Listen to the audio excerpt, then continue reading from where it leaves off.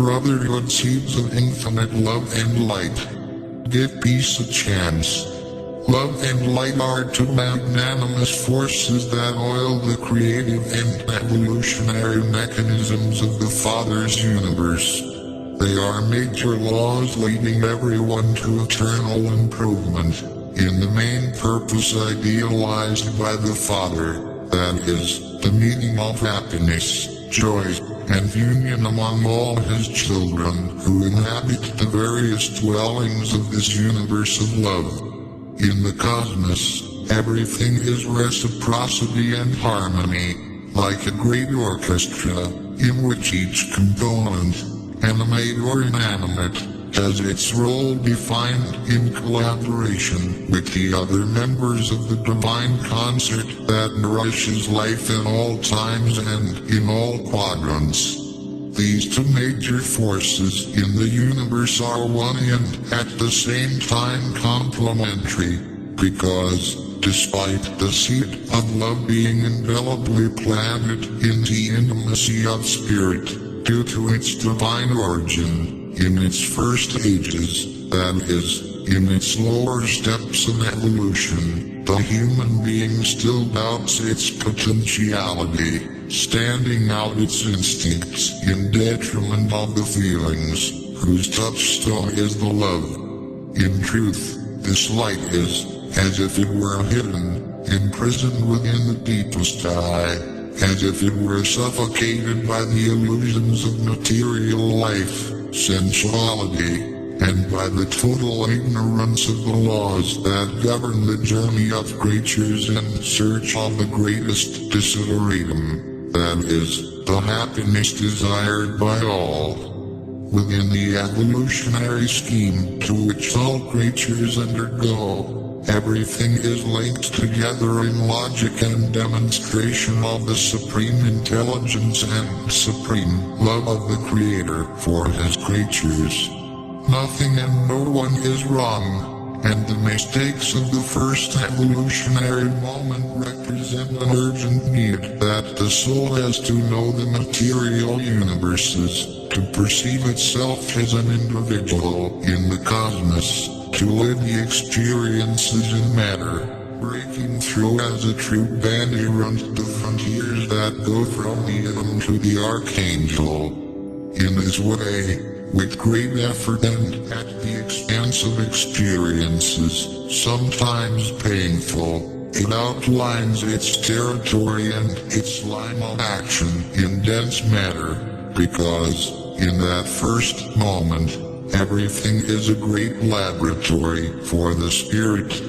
The creature, from experience to experience, comes to conclusions that allow it to understand the beauty and great harmony that prevail in creation, revering the divine power and intelligence and valuing its journey, because it understands better, after this first phase, so to speak, the abodes in which it is located, both the planetary and universal abodes, as well as the physical abodes, represented by the temples of the spirit, which are its physical bodies.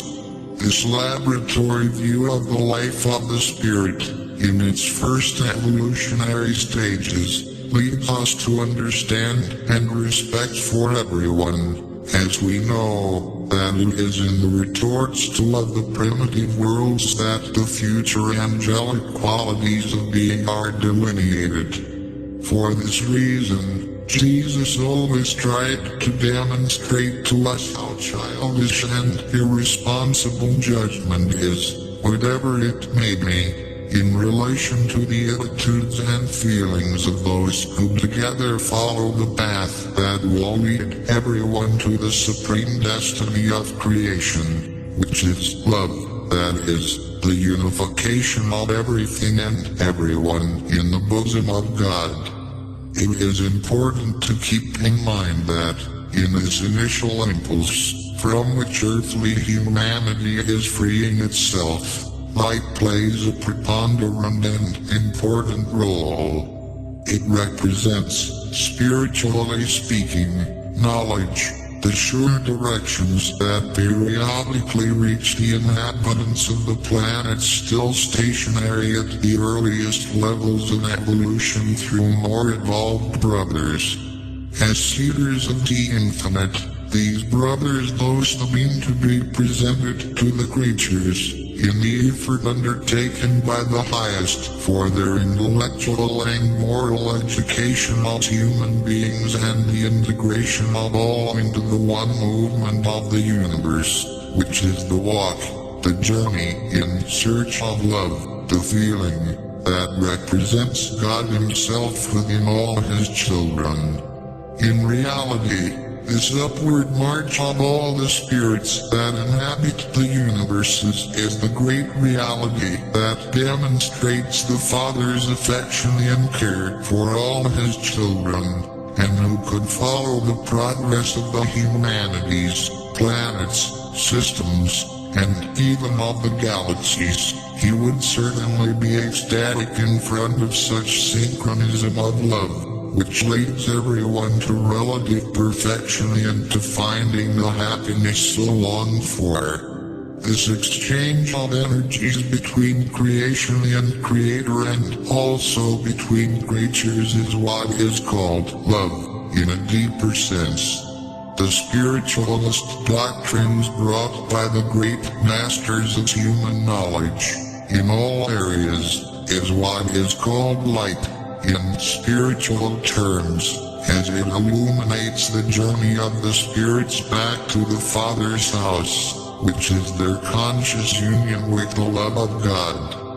Often, ignorant of the mechanisms that govern the universe of love, we hope that light will light our way, forgetting that the greater light dwells within us, representing the inner master, the Christ in us, who speaks to us through the voice of silence, calling us to unity and peace, within the greater objective of life, which is the release of this inner prisoner, the love that dwells in the depths of all creatures. Therefore, these two magisterial forces complement each other, because, at first, we still do not expand and we radiate very little love. But, through love, light comes to us, through the teachings of the avatars, sent by God, and, in following divine logic, light makes us understand and release love. Us, human beings need to seek this light with all their strength, trying to deeply understand their journey with the study of the divine laws and also apply themselves decidedly to the study of themselves, their vices, their defects, their virtues. Only then can you finally tame this inner energy and place it at the service of spirit, as a driving force that will lead you to the upper steps, where the intellect is important, but the key that truly opens the doors of the infinite is, without a shadow of a doubt, love. It is necessary, dear brothers, to seek with all your strength, with all your commitment, this correlation between love and light, because only by developing the control of these two forces of the universe will you be able to reach the level of rightists of the Christ, with the right to inhabit the renewed planet of the Aquarius era, promised by the Christ Jesus and so longed for by those who had already understood this link between love and light. No wonder that Kardec, one of the enlightened ones of the New Age, left everyone the warning that demonstrates this correlation, this complementation that the two forces exert on each other when in one of the lapidary phrases of Spiritism he calls us to love each other and instruct you. A lot of peace. Too much light. Commander Navarana, Sixth Fleet. In that very day Jesus, having left the house, sat down by the sea, and a great multitude of people gathered around him, margin, and told them many things in parables, speaking to them thus. He who sows went out to sow, and while he sowed, a part of the seed fell along the way, and coming the birds of the sky ate it up. Another fell on rocky places where there was not much earth, and soon he was born, because the earth he was in had no depth. But the sun had risen, then burned it, and as it had no roots, it dried up. Another fell on the brambles, and the thorns, coming to grow, choked it. Another, finally, fell into the good ground and bore fruit, some grains yielding 100 to 1, another 60, and another 30. Let him hear who has ears to hear.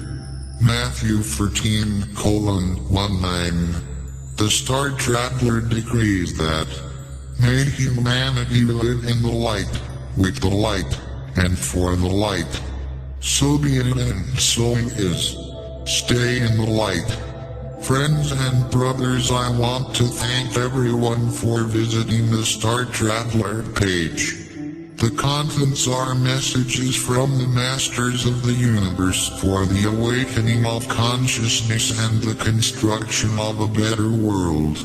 Please share this page so you will be participating in building a better world.